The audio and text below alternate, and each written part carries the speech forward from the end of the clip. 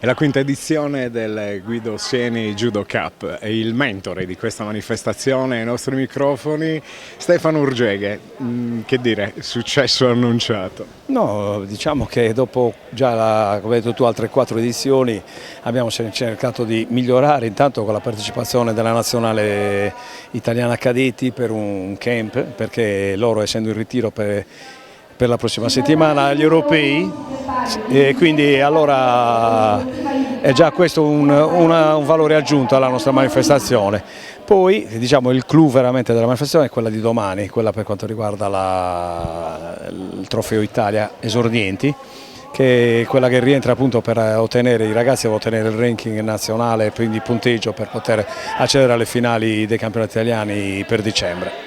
Questi cadetti comunque sono già avanti alla preparazione, perché? Perché stanno guardando a obiettivi futuri. Sì, i cadetti che abbiamo con la nazionale sono dei ragazzi promettenti che sicuramente ne sentiremo parlare fra un paio d'anni. Sono già ragazzi che hanno fatto risultati a livello internazionale e mondiale, tra l'altro, quindi ragazzi veramente che già hanno una testa particolare per poter continuare a praticare questo sport. Maestro Urgeghe, adesso ti faccio una domanda sul tecnico.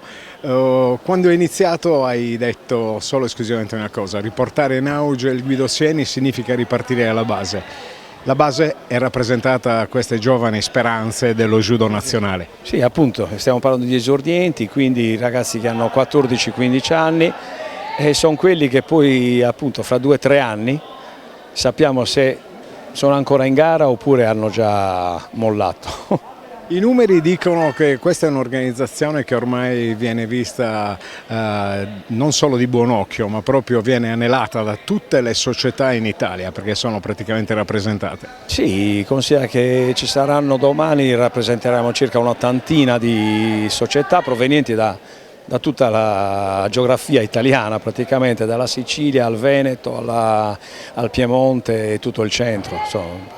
E comunque il tocco di internazionalità non guasta. Sì, abbiamo appunto una rappresentativa della Moldavia, quest'anno sono arrivati qui con 14 ragazzi, e 2 che sono sbarcati proprio a mezzogiorno a Cagliari, e tu pensa, hanno perso 2 giorni fa l'aereo per 3 minuti per caos lì all'imbarco, hanno rifatto i biglietti per poter essere qua domani mattina, quindi gente anche che ha voglia di venire qua a partecipare alla nostra manifestazione. Che la festa continui, Stefano. Speriamo anche per il prossimo anno.